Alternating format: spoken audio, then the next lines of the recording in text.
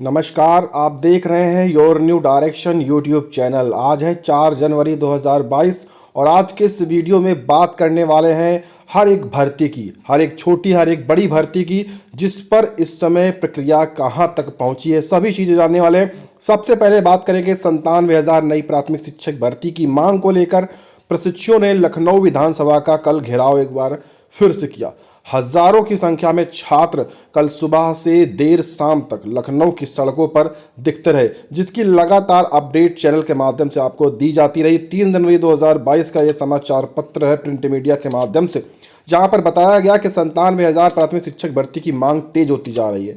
DElEd 2017, 18, 19 batch के जो भी यहाँ पर छात्र हैं वो लगातार प्रदर्शन यहाँ पर कर रहे हैं। और एक छात्रा है रोमी सिंह, उन्होंने बताया कि लखनऊ विधानसभा का घेराव कर रहे प्रशिक्षुओं को विधानसभा जाने से रोका गया। उसके बाद बैरिकेडिंग लगाकर हम सभी प्रशिक्षुओं के ऊपर लाठीचार्ज किया गया। फिर भी हम लोगों ने बैरिकेडिंग को तोड़ते हुए आगे की ओर ये अग्रसर हुए। यहाँ पर उन्होंने छात्रों ने कोई विधानसभा एक स्थान पर नहीं, ऐसे लखनऊ में कई स्थानों पर घेराव किया, चाहे वो यूको गार्डन हो, चाहे वो रेल लाइन हो या अन्य स्थानों पर बहुत जगह बड़ा प्रदर्शन हुआ। और इसी क्रम में पूरा प्रशासन देर शाम तक जब इनसे परेशान हुआ, तब जाकर प्रशासन ने शिक्षा मंत्री से वार्ता कराने को लेकर 8 सदस्यों की, जी हाँ 8 सदस्यों की टीम को इटावा सिद्धार्थ नगर लेकर गए। जी हाँ, जहाँ पर उनका निवास है वहाँ पर लेके गए। इस समय वो अपने चुनावी दौरे पर हैं, तो वहीं पर उनको लेके गया है। रात में वो सभी छात्र जो है पहुँच गए, उन्होंने अपडेट भी किया है, वो सभी सुरक्षित हैं, उन्होंने ये भी अपडेट किया है।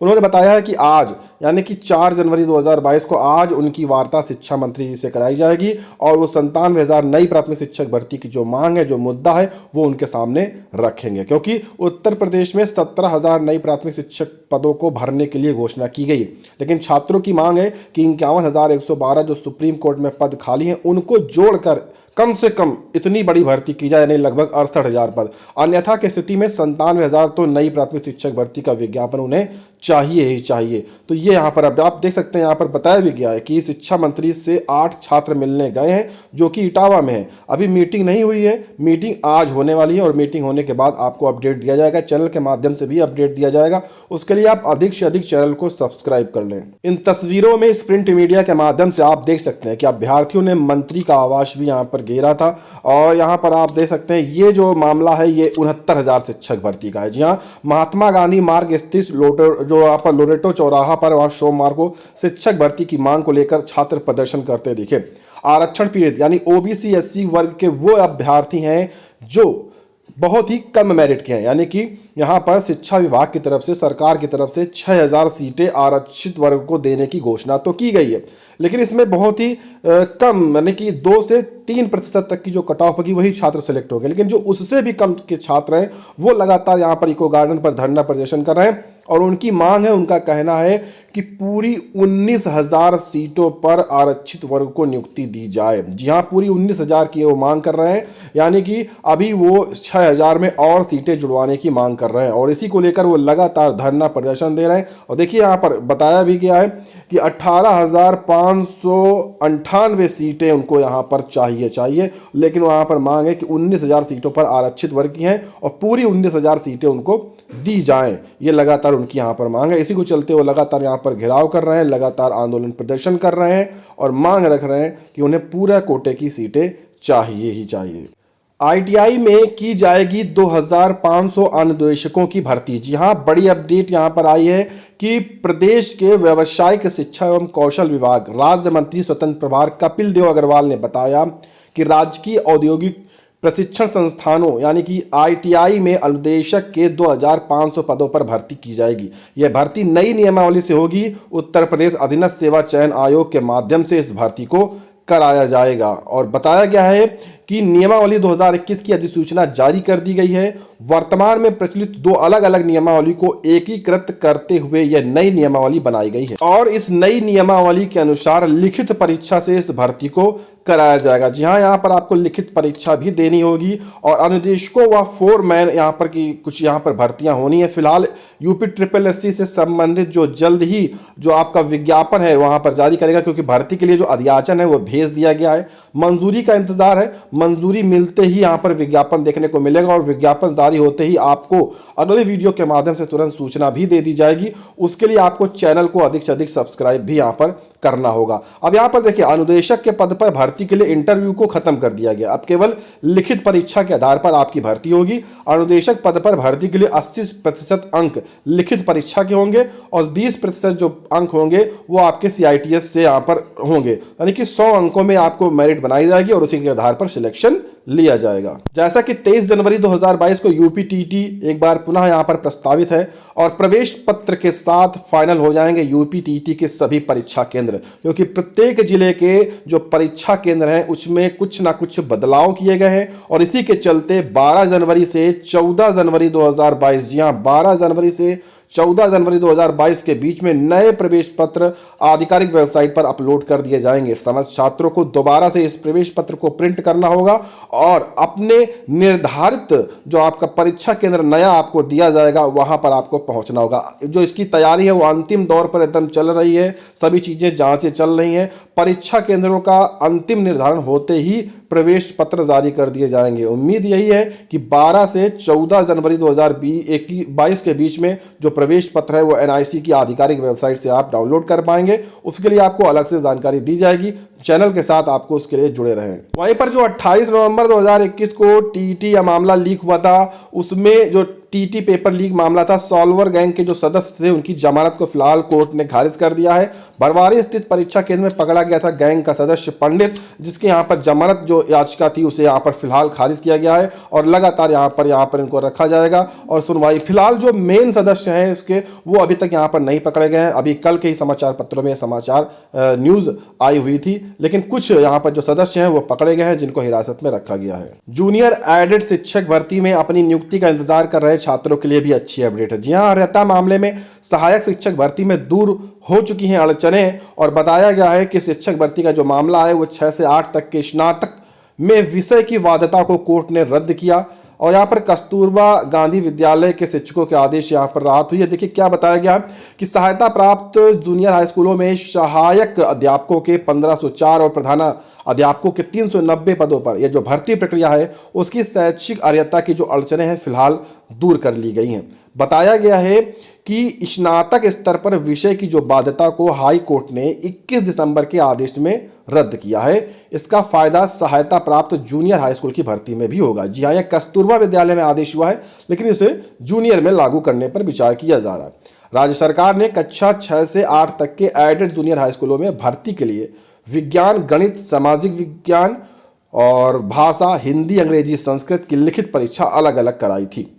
उसके बाद जब मेरिट यहाँ पर विषयवार न बनाकर राज्य स्तरीय एक मेरिट बनाया जा रही थी, तो बेसिक शिक्षा विभाग के अफसरों को विषयवार अलग अलग मेरिट नहीं निकालने पर विवाद की आशंका थी, क्योंकि अगर विषयवार अलग अलग मेरिट नहीं आएगी तो विवाद होने की संभावनाएं ज़्यादा थी। ठीक है, क्योंकि अलग अलग विषयों में अलग अलग तरह के अंक दिए जाते हैं, तो उसमें मेरिट भी अलग अलग देखनी चाहिए।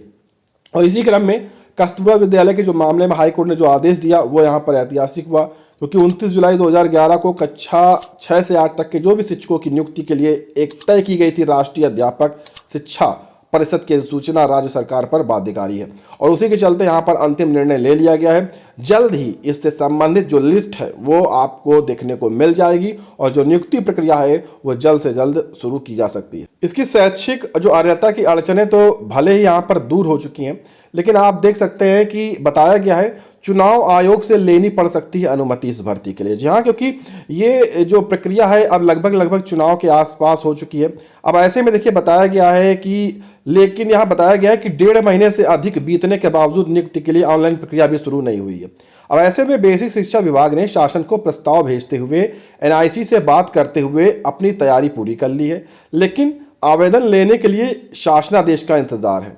अब 1-2 दिन में शासनादेश जारी हो जाएगा, आने वाले 1-2 दिन में इसका शासनादेश जारी हो जाएगा।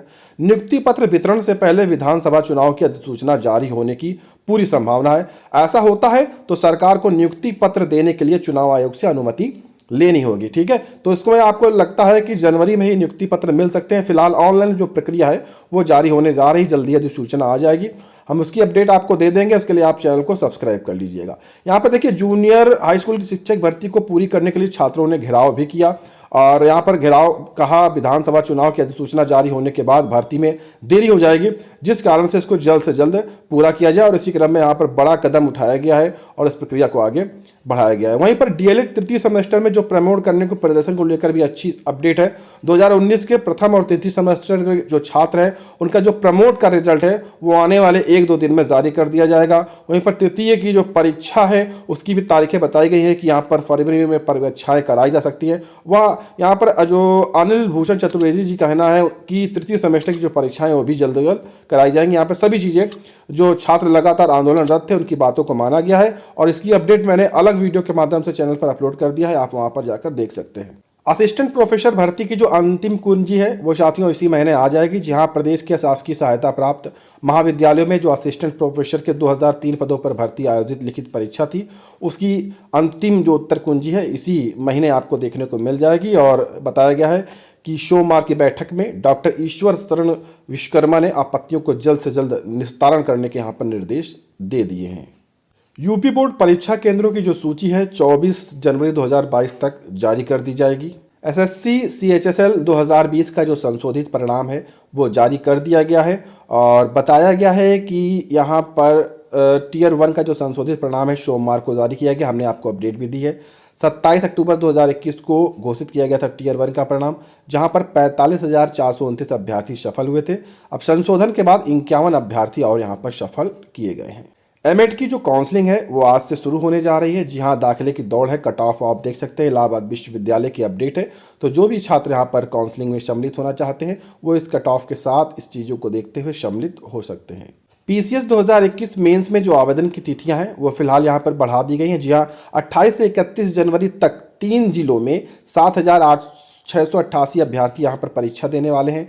ऑनलाइन दस्तावेज आप 13 तक यहां पर जमा कर पाएंगे। और भी चीज़ें यहां पर अपडेट की गई हैं। पूरा वीडियो के माध्यम से हमने आपको अपडेट दे दी है, वो आप वीडियो चैनल पर भी चेक कर से आप देख सकते हैं कि किसकी कब परीक्षा होगी। उनकी तारीखों भी घोषणा की गई है। 28 जनवरी को, 29 जनवरी को, 30 जनवरी को और 31 जनवरी को यहाँ पर परीक्षाएं कराई जाएंगी। नीट पीजी मामले में जल्द सुनवाई का यहां पर आग्रह किया गया है। जहां केंद्र सरकार के अनुरोध पर सुप्रीम कोर्ट ने कहा है कि करेंगे इस पर विचार।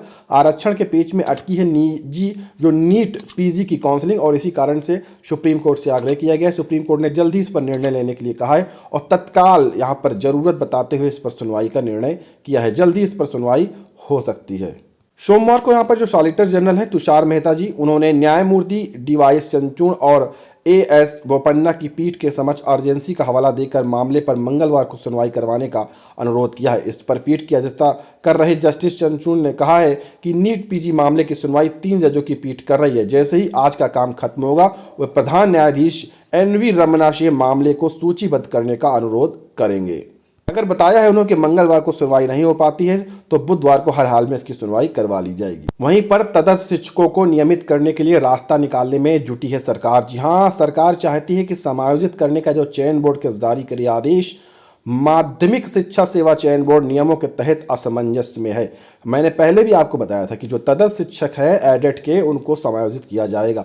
प्रदेश के अशासकीय सहायता एडेट माध्यमिक कॉलेजों में कार्यरत तदस्थ शिक्षकों को नियमित करने का जो सरकार है वह रास्ता खोजने में जुटी है। इस संबंध में माध्यमिक शिक्षा सेवा चयन बोर्ड से शिक्षा निदेशालय का पत्राचार भी हुआ। चयन बोर्ड शिक्षकों को समायोजन आदेश जारी करने को लेकर टाल मटोल कर रहा है, लेकिन इस पर यहाँ पर भारांक, इन शिक्षकों का जो भारांक कम तय किया गया है, इसके बाद आवेदन करने वाले सभी शिक्षकों को भारांक नहीं दिया जा सका। ऐसे में ये मामला सुप्रीम कोर्ट तक भी पहुंचा था। इसी सभी चीज़ों को लेते हुए यहाँ पर सरकार जो उप मुख्यमंत्री जी हैं केशव जी, उन्होंने बहुत ही पहले घोषणा कर दी थी कि जो भी यहाँ पर तदस्थ शिक्षक हैं उनको नियमित किया जाएगा। कुछ शिक्षक पहले ही नियमित किए जा चुके हैं, कुछ ही बचे हैं, तो उनको नियमित करने की जो प्रक्रिया है वो यहाँ पर चल रही है। फिलहाल तरीका निकाला जा रहा है कि कैसे किया जाए कि ये मामला फंसे ना। और यहाँ पर जो अभ्यर्थियों का है पैनल भी भेज दिया गया है, उनका अध्याचन चयन बोर्ड को मिल गया है और शीर्ष कोर्ट का आदेश है कि तदर्थवाद यहाँ पर समाप्त किया जाए, जिसके चलते इनको नियमित किया जाएगा।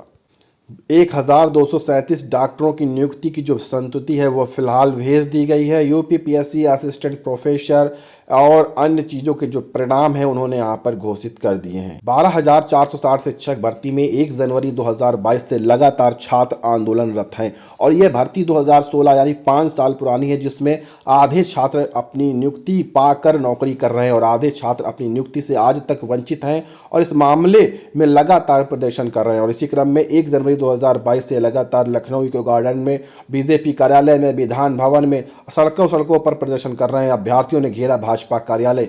12,460 बचे शिक्षक पदों को भरने की मांग को लेकर अभ्यर्थियों ने भाजपा कार्यालय का घेराव किया। पुलिस ने उन्हें हिरासत में लेकर इको गार्डन भेज दिया। शिक्षक भर्ती के लिए अभ्यर्थियों का जो प्रदर्शन है वो लगातार जारी है। प्रदर्शनकारियों ने लगाया मारपीट का आरोप। यहाँ पर देखिए, बेसिक शिक्षा विभाग की जो 2016 के कुछ बचे पद है 12,460 को भरने की मांग को लेकर सोमवार दोपहर अभ्यर्थियों ने भाजपा दफ्तर का घेराव किया। इस दौरान जो भी प्रदर्शनकारियों ने सड़क पर बैठकर नारेबाजी की। अभ्यर्थियों को हटने से पुलिस ने काफ़ी मशक्कत भी करनी पड़ी। सड़क पर बैठकर की गई नारेबाजी, पुलिस और प्रदर्शनकारियों में हुई धक्का मुक्की और बाद में पुलिस ने सभी को यहाँ पर जबरन इको गार्डन छोड़ दिया। यहाँ पर पुलिस से मारपीट का भी आरोप लगाया गया है और इनकी अगुवाई कर रहे सत्य प्रकाश मधुकर ने कहा कि पुलिस ने अभ्यर्थियों को घसीट कर बसों में लादा और मारपीट की। इससे अंकुर, सोनम, मुन्नी सहित उनके कई साथी चोटिल भी हुए हैं। मधुकर ने बताया कि वर्ष 2016 में शिक्षकों के 12,460 पदों पर भर्ती का विज्ञापन निकाला गया था, लेकिन 2017 में नई सरकार बनी तो इस भर्ती पर रोक लगा दी गई। तब से भर्ती प्रक्रिया अटकी है। सरकार से भर्ती प्रक्रिया शीघ्र पूरी करने की छात्र लगातार मांग कर रहे हैं।